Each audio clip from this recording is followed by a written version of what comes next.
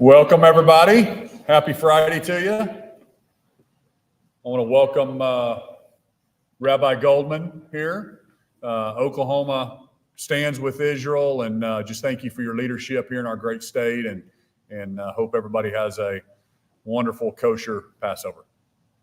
I just got through speaking at the 29th anniversary of the bombing that happened on April 19th, 1995, and was able to be there. They had Secretary Holland from Department of Interior, the Secretary to the Biden administration. So every year, our leadership in the country has come to help us remember what happened when terror and hate tried to terrorize our country and our state specifically. So it's still the most deadliest terrorist attack, homegrown terrorist attack in our country's history. And the Oklahoma Standard was born out of that. And the Reverend Billy Graham came to Oklahoma to share some of his faith during that time, shortly after the bombing happened. And he said, times like this will do one of two things. It will either make us hard and bitter and angry at God, or it'll make us tender and open and help us to reach out in faith. And it's clear what the people of Oklahoma chose to do.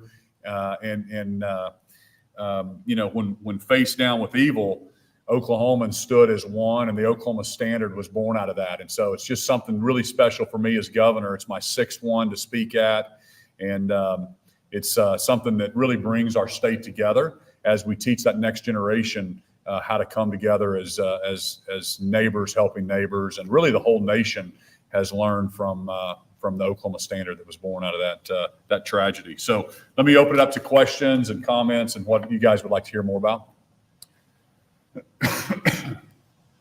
Governor, how do you,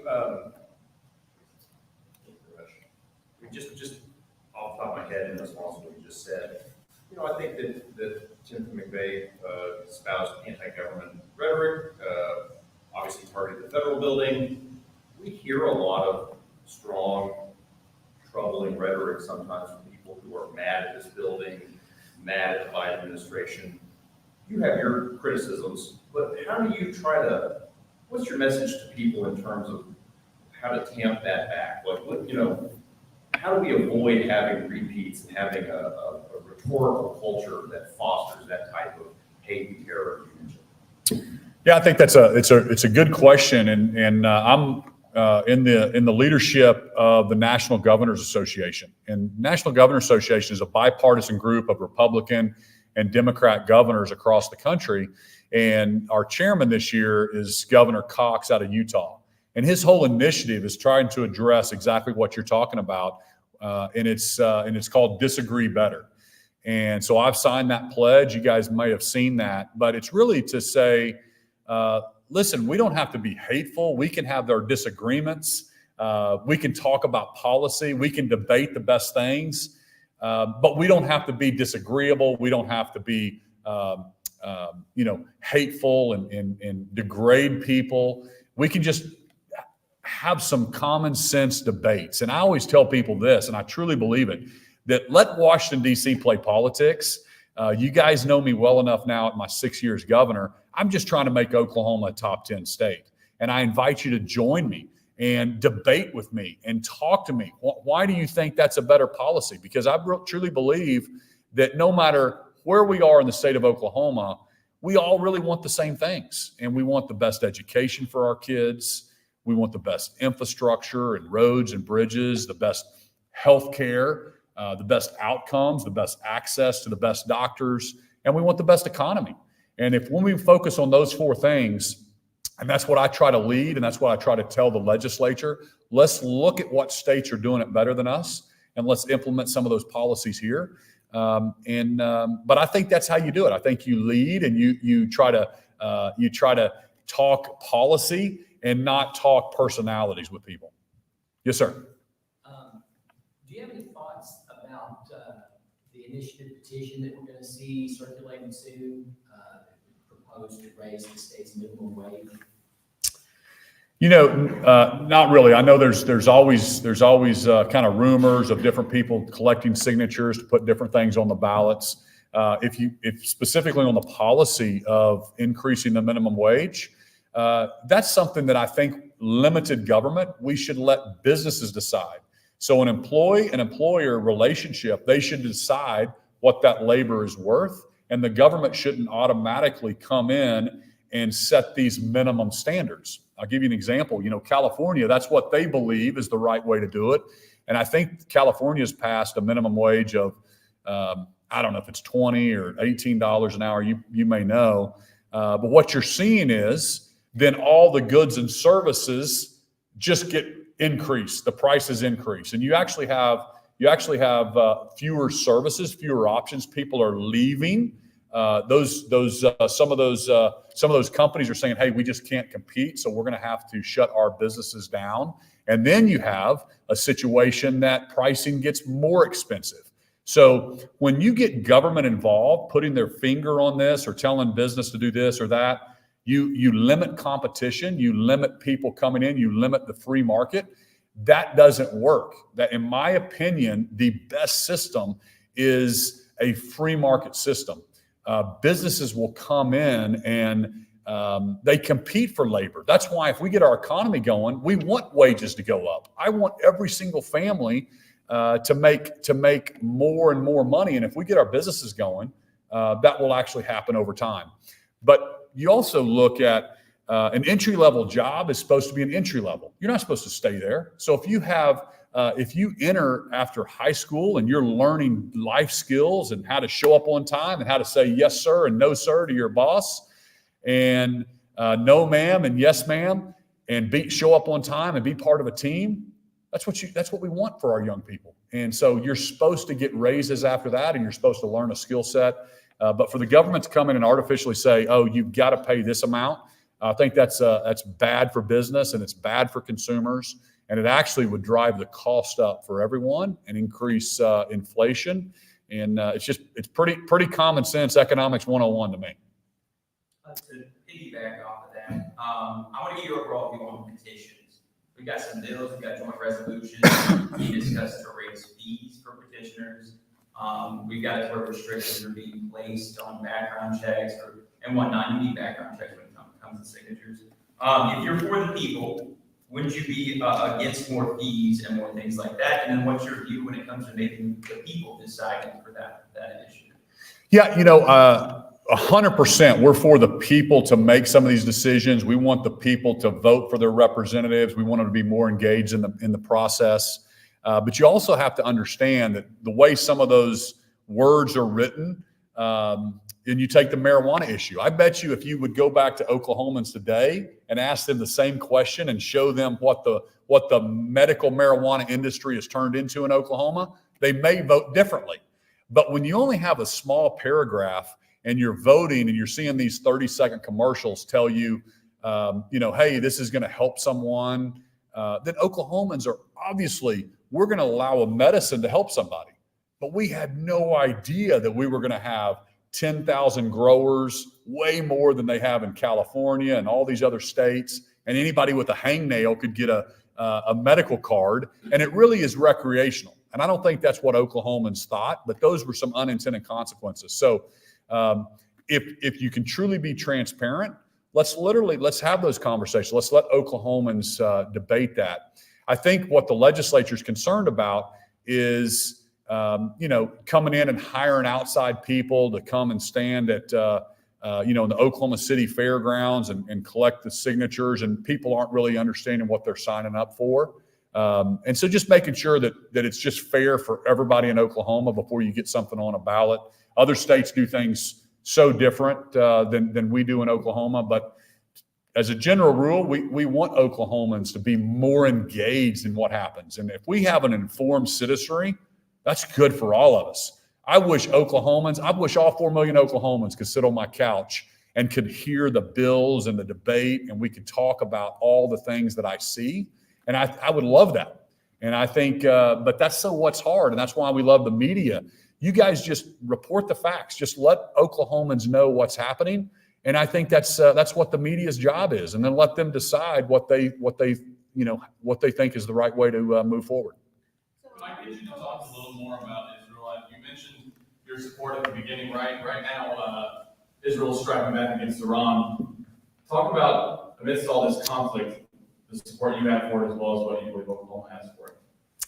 Yeah, so we're obviously seeing that part of the world in kind of conflict right now.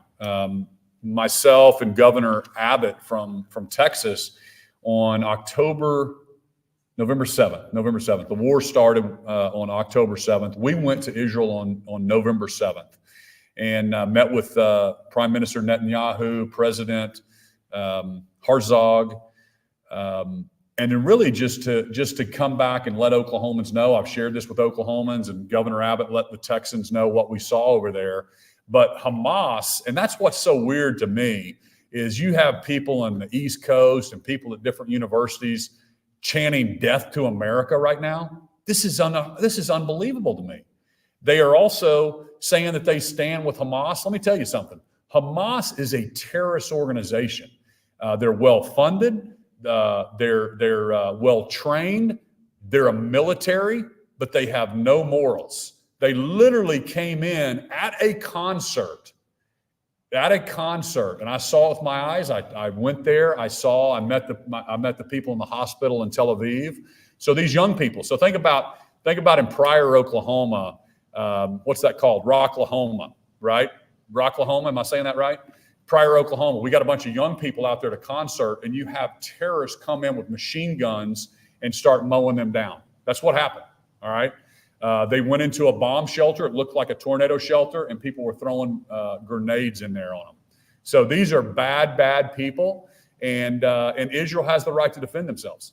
And they're our strongest ally in the Middle East. We should stand with them, and we should all be adamant, 100% resolved that we're not going to allow terrorism to win in America. Period. End of story. So along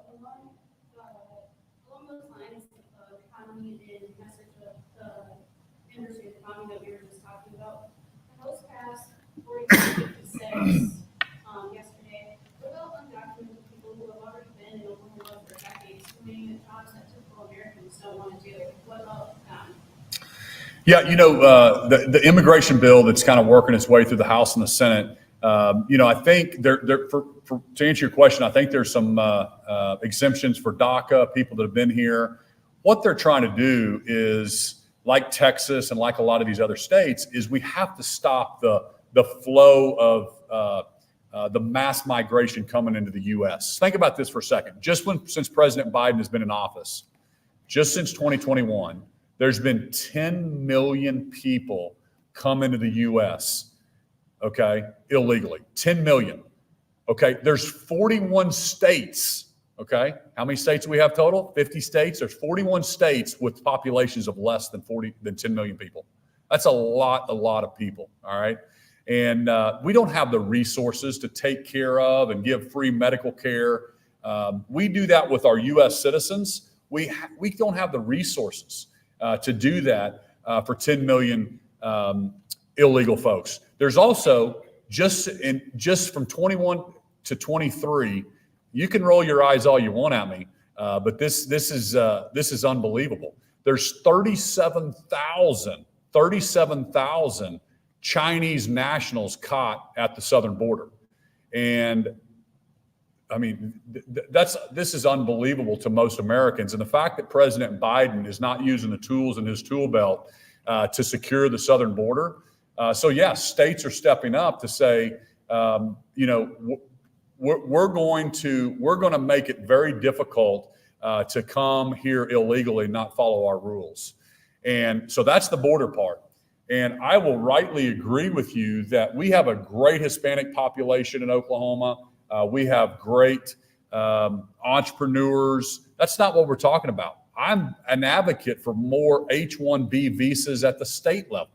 And I believe we need to understand and have great workforce and be able to have a better immigration visa process to do the jobs that we need done. I mean, I've got great relationships with the Pakistani Doctors Association. We need to make it easier for more medical professionals to come into our country as well.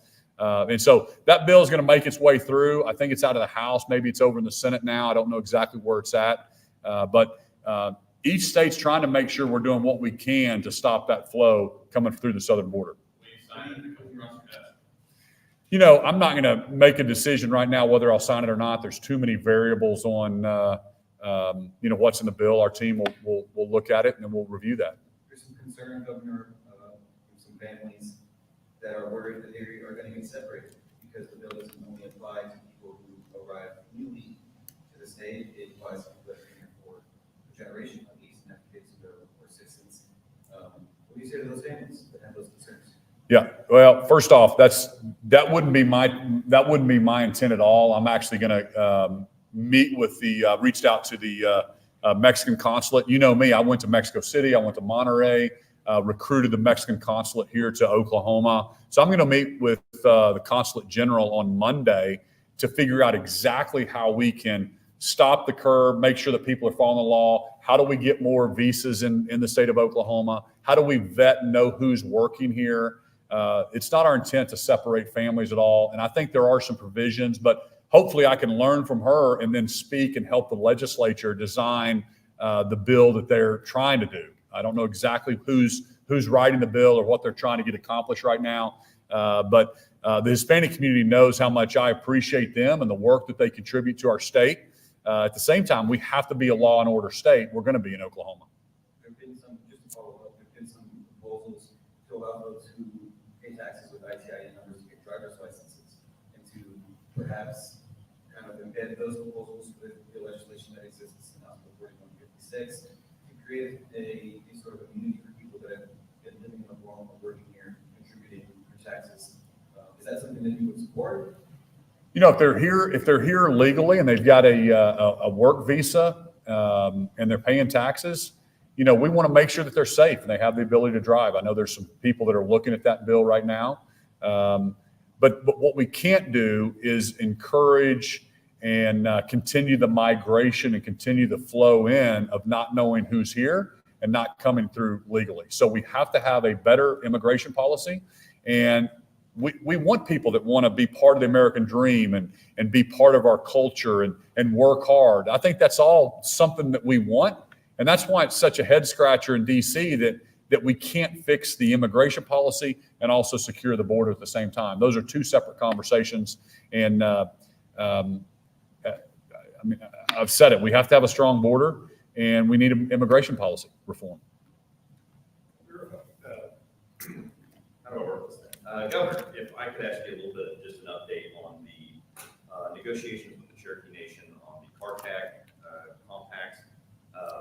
It's a little in the weeds and I don't know a whole ton about it. What's the biggest issue? You talk about the money that you want captured, paid. Are you willing to just, play chicken with the end of that compact and have all those tags being validated by the end of the year if there can't be an agreement done? Or is there another issue that is a part of that beyond the money in terms of the territory of that? What is the main issue for you on that? Well, first off, I don't play games. I'm not playing chicken, but I will not sign a bad deal for the state of Oklahoma. I think Oklahomans know me well enough that we're going to do a good deal for Oklahoma. I'm a businessman, and for me to give away and do something that's bad for Oklahoma for the benefit of one race, I'm not going to do it. I think everybody should be treated the exact same way and should be treated fairly. The big issue here that people need to realize, and I hope you guys report on this, is the Turnpike Authority, just the Cherokee tags, owe the state of Oklahoma $5 million just since May, okay? $5 million of tags that there's no way for them to charge, that they're running illegally on the turnpikes. I think that's weird. I think that's unfair. That's just since May of last year. If you extrapolate that out and you think about, well, what's happened over the last 10 years before we had the plate pay, I think it's over $50 million that they owe the state of Oklahoma for roads and bridges, okay? Listen, if we want to make the turnpikes free, then let's do it. Let's pay off all the bonds. Let's make it free. But don't make Hispanics, African Americans, Asians, Caucasians, everybody except for people in the Cherokee tribe pay the turnpike fees. and then not make them pay it. That's completely unacceptable to me, okay? I've signed a compact with the Chickasaws, signed it with the Choctaws, so now we know, and the state of Oklahoma understands from a law enforcement perspective who is driving that vehicle. It's a safety issue for our law enforcement, and obviously they have to pay the same amount that everybody else does if they want to utilize the turnpike system. So that's first and foremost. We're doing everything we can to get that compact in line with the Chickasaws and the Cherokee, or the Chickasaws and the Choctaw compact. But also you have, I'm not even talking about the Wyandotte and the Creeks and the Seminoles and the other 20 tribes that have tags that don't have a compact either. So maybe we need to look at a model compact that would be similar to the Chickasaw and the Choctaws that we've already signed. But we're trying to be fair. Our general counsel, Trevor Pemberton, is doing an amazing job of talking to the general counsel of the Cherokees. And I think they generally have a good working relationship. And they're trying to work through these things. But Oklahomans need to ask themselves, what state do they want? Do they want to underwrite the fees for all the Cherokees that drive on the roads, or should everybody pay the same amount? And I think if you sit down 99% of the Oklahomans, they would say, no, everybody kind of should pay the same amount. And I think that's pretty common sense to me. If the legislature isn't able to come to terms on an income tax cut this year, would you consider vetoing any state budget plan that they forward to you? Sure. Yeah. As you know, guys, here's the deal. We want to make sure that reoccurring expenses, so the obligation that the state pays for all of our services, is in line with reoccurring revenue. What is our income? And why would we make our expenses higher than our incomes? That's one thing. And then if we're going to spend $1.5 billion or $2 billion or whatever they're talking about spending out of savings, can we not do a 1/4 point cut, which annualized would be about $250 million? If you've really got enough money to spend $1.5 billion, let's give Oklahomans a 1/4 point, right? Let's give every single Oklahomans a pay raise. It's their money anyway. So would love to get that done. We did the grocery tax, which helps a lot of working families. Would love to give a 1/4 point income tax cut as well this year. On that real quick, Yep. the state chamber has floated the idea that before cutting the rate, it might be, more reasonable to flatten the brackets and increase the standard deduction. I think there's some argument that is a little more fair at the beginning, not to compare our incomes, but, would that appease you? I mean, is that a notion, or are you hardcore on the 1/4 point? No, listen, no, I mean, I'm not the stick in the mud here. That would be perfect. That would be wonderful. We would give every single Oklahomans, if we lowered and got rid of all those the brackets getting up to the 17,000 or whenever the top bracket starts, we could raise that. We could squash those down. That would give every single person a pay cut. I just think it's important for us as leaders just not to continue to grow government. If we can't do a tax cut now, when could we do it? That's kind of the question I keep asking everyone. You guys have seen my charts that I have in here. We've gone from $6.6 billion in appropriated dollars to last year was about $12.9 billion over this 10-year period. But yet Oklahoma has grown population-wise in a much, much flatter trajectory. So, it's time to give some of that back to the taxpayers. But how we get there, that's something that the legislature can work on. And I'd be perfectly happy with that. That'd be great. Thank you all so much. Have a great weekend.